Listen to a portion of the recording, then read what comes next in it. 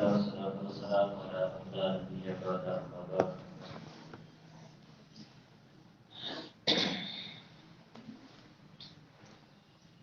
پیچھے ہم حدیث کا کچھ حصہ پڑھا تھا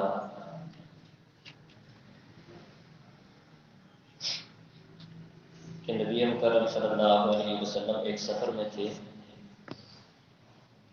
اور پانی نہیں تھا،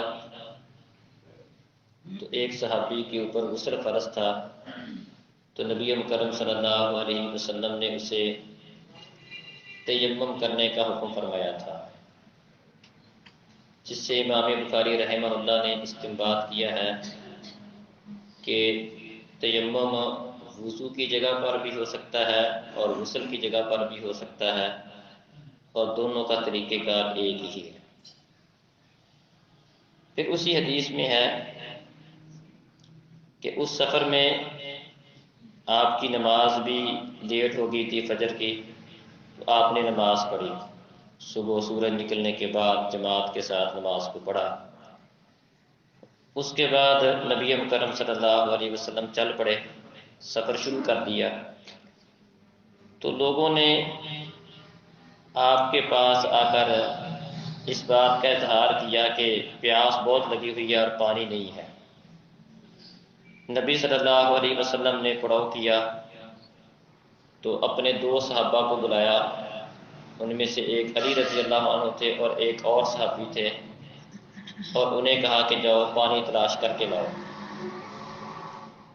وہ دونوں صحابہ گئے اور ایک عورت کو پایا کہ وہ اپنے اونٹ کے اوپر سوار ہے، اور اونٹ کے اوپر اس نے دو مشکیزیں رکھے ہوئے ہیں اور درمیان میں بیٹھی ہوئی ہے۔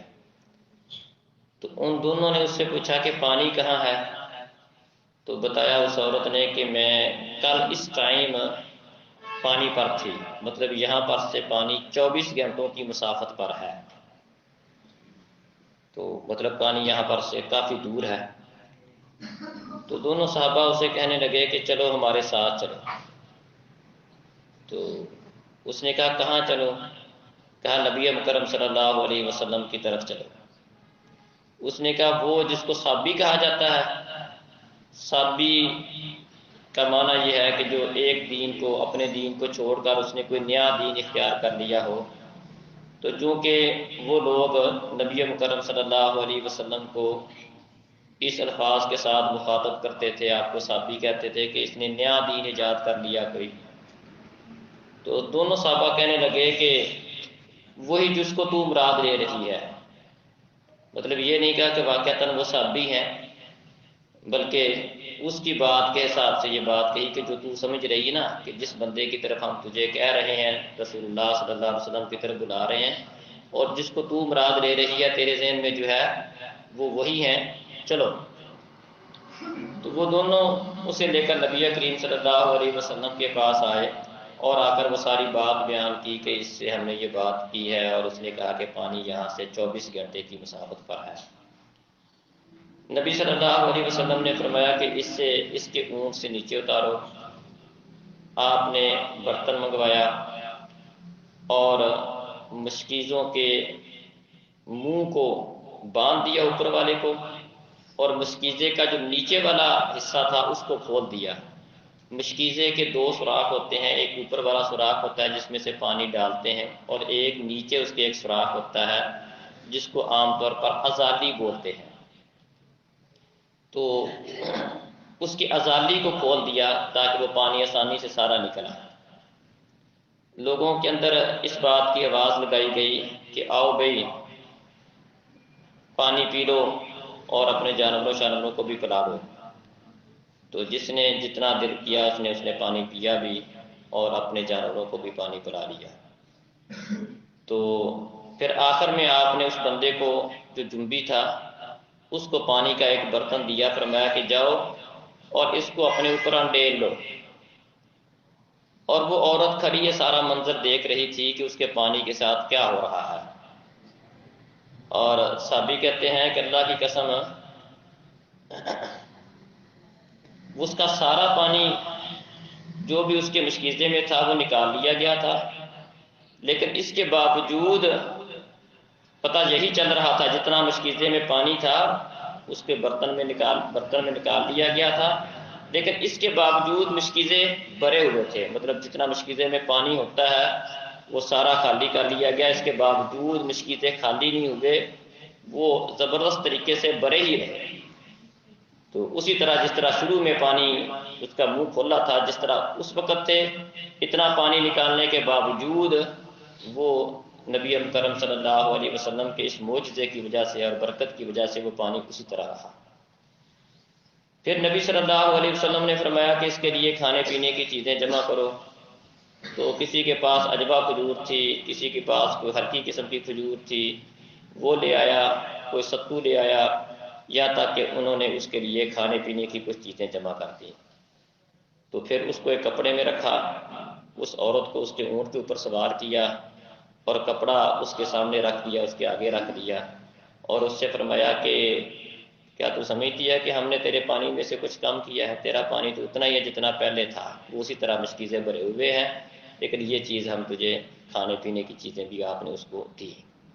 اور فرمایا کہ ہم نے تیرے پانی سے کچھ بھی کام نہیں کیا، تیرا پانی اتنا ہی ہے، ہاں اللہ تعالیٰ نے ہمیں پلایا ہے، اللہ تعالیٰ نے ہمیں یہ ذریعہ بنایا ہے پانی پلایا۔ اس کے بعد وہ عورت اپنے گھر والوں کے پاس آئی تو کافی دیر ہو چکی تھی، لیٹ آئی تھی، مطلب جس روٹین کے ساتھ جس ٹائم پر اسے آنا چاہیے تھا اس سے ہٹ کر وہ لیٹ آئی تھی، درمیان میں یہ سارا معاملہ ہوتا رہا تھا۔ تو انہوں نے اس سے پوچھا بھی تو لیٹ کیوں ہوئی ہے؟ اس نے وہ ساری کہا کہ میں نے ایک عجیب چیز دیکھی ہے، مجھے 2 آدمی ملے تھے اور مجھے اس آدمی کی طرف لے گئے جس کو صابی کہا جاتا تھا، اور اس نے میرے ساتھ ہی یہ معاملہ سارا ہوا ہے، پانی نکالا۔ تو کہنے لگی کہ اللہ کی قسم وہ تمام لوگوں سے بڑھ کر جادوگر ہے، جو بھی یہاں پر موجود ہیں ان میں سے سب سے بڑھ کر جادوگر ہے، یا پھر یہ ہے کہ وہ اللہ کا سچا رسول ہے۔ اور کیا مسئلہ ہے؟ باتیں کی جا رہے بیوقوف۔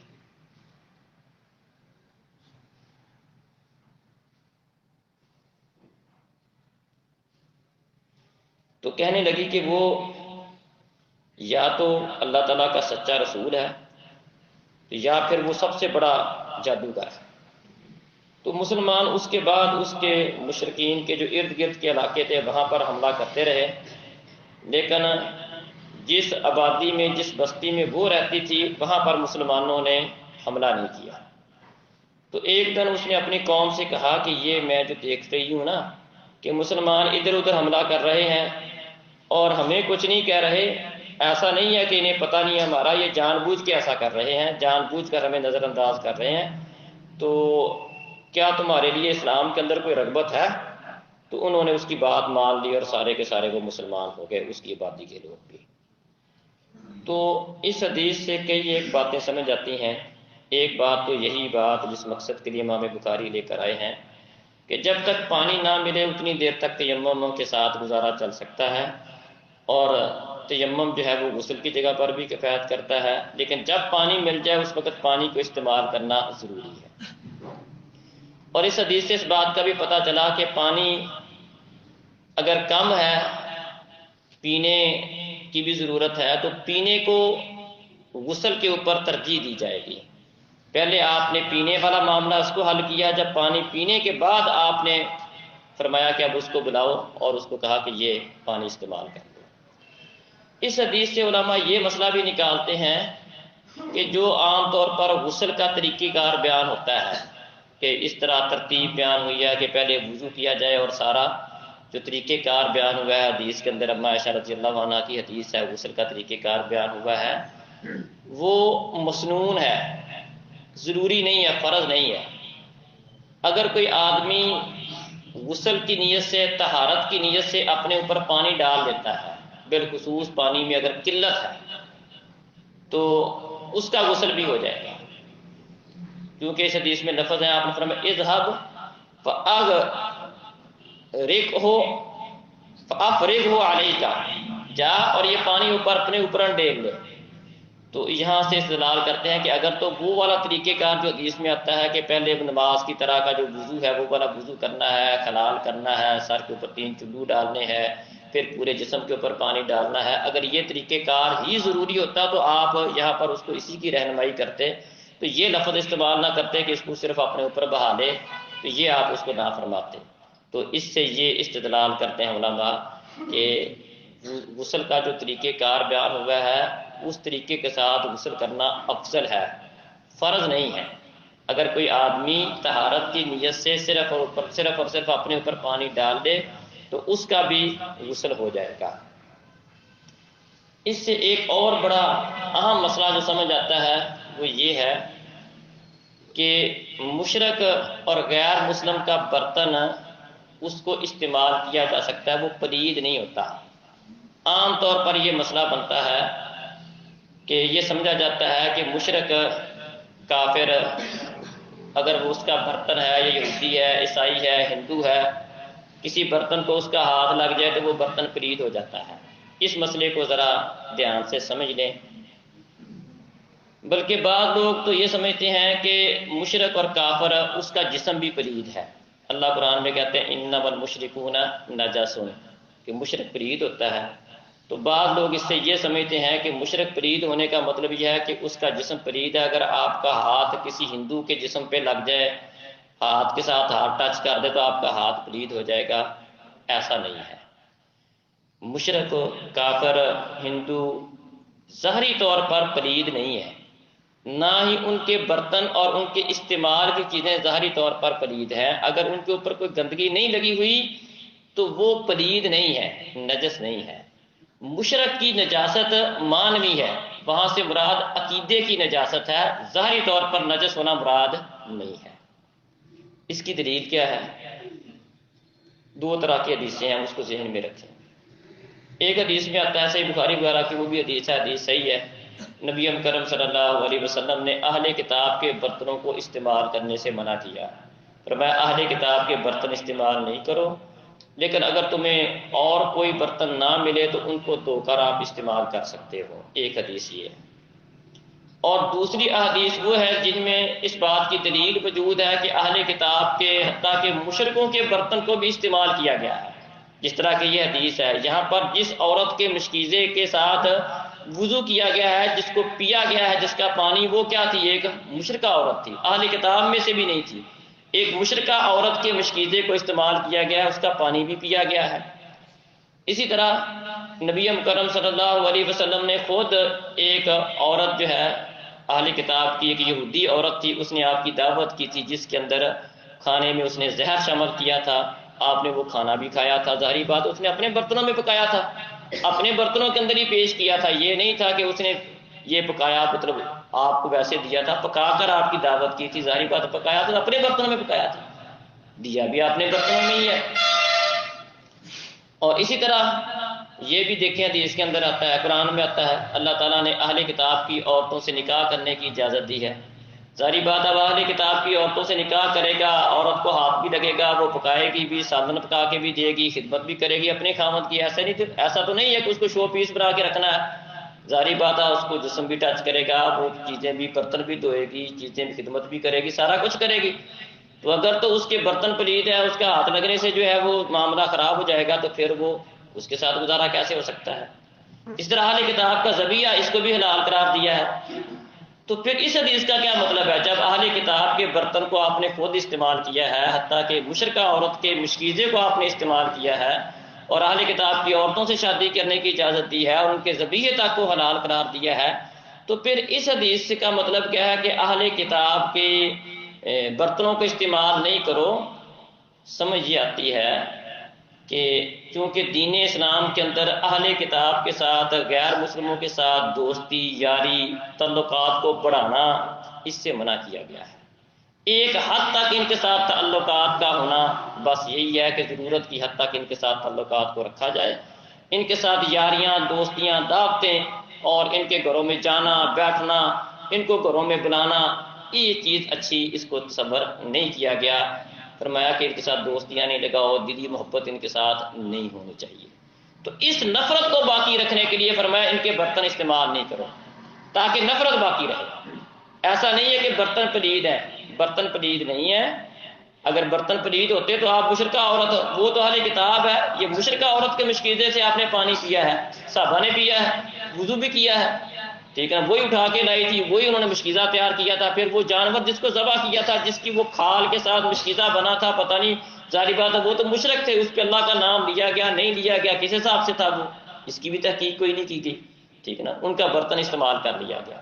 تو خلاصہ یہ ہے کہ اہل کتاب کے برتنوں کو جو استعمال کرنے سے منع کیا گیا ہے، اس وجہ سے نہیں ہے کہ وہ برتن پلید ہوتے ہیں، بلکہ اس کی وجہ یہ ہے کہ ان کے ساتھ ایک نفرت کو باقی رکھنا، دوری کو باقی رکھنا، ایک فاصلے کو باقی رکھنا، تو اس لیے آپ نے ان کے برتن استعمال کرنے سے فرمایا کہ ان کے برتن استعمال نہیں کرو۔ ہاں اگر اور نہیں ملتے ہیں تو دھو کر استعمال کر لو، پھر دھو کر استعمال کر لو۔ بعض لوگ اس کی علت یہ بیان کرتے ہیں کہ ان میں وہ شراب بناتے ہیں، یہ بھی ہو سکتی ہے لیکن یہ ضروری نہیں ہے، تو پھر تو یہ ہونا چاہیے تھا نا جن میں وہ شراب بناتے ہیں وہ نہیں استعمال کرو، دھو کر جو کہا استعمال کرو، تو دھو کر استعمال کرو تو ظاہری بات ہے ایسا تو نہیں ہوتا کہ شراب ان میں لگی ہوئی ہے تو مسلمان اس کو استعمال کر رہے ہیں، تو ایسا تو مسئلہ ہوتا ہی نہیں۔ مطلب یہ ہے کہ یہاں پر بھی جو علت اور وجہ جو سمجھ آتی ہے بس وہ یہی اللہ عالم سمجھ آتی ہے، اور شیخ صالح بن عثیمین رحمہ اللہ نے بھی اسی کو بیان کیا ہے کہ ایسا نہیں ہے کہ اہل کتاب کے برتن پلید ہیں، برتن ان کے پلید نہیں ہوتے ہیں، صرف اور صرف برتنوں کو استعمال کرنے سے منع ان کے ساتھ نفرت کو اور دوری کو برقرار رکھنے کے لیے دیا گیا ہے بس، اور ورنہ برتن پلید نہیں ہے۔ ہاں اگر ان کو کوئی ظاہری طور پر کوئی نجاست لگی ہوئی ہے وہ تو مسلمان کا برتن بھی ہوتا بھی پلید ہے، شراب تو مسلمان کے برتن میں ہو تو وہ بھی پلید ہے، وہ اہل کتاب کے ساتھ تو خاص لڑا ہوا۔ تو یہ مسئلہ بھی اس سے سمجھ آتی ہے کہ مشرک اور اہل کتاب کے برتن کو استعمال کرنا اگر ضرورت ہو تو اس کو استعمال کیا جا سکتا ہے، ویسے استعمال کرنا اس سے منع کیا گیا ہے، لیکن اس کو استعمال کرنے سے منع کی علت جو ہے اس کا پلید ہونا نہیں ہے، بلکہ علت اور وجہ یہ ہے کہ ان سے دوری اور نفرت کو باقی رکھنا، یہ علت ہے۔ اللہ تعالیٰ سمجھنے اور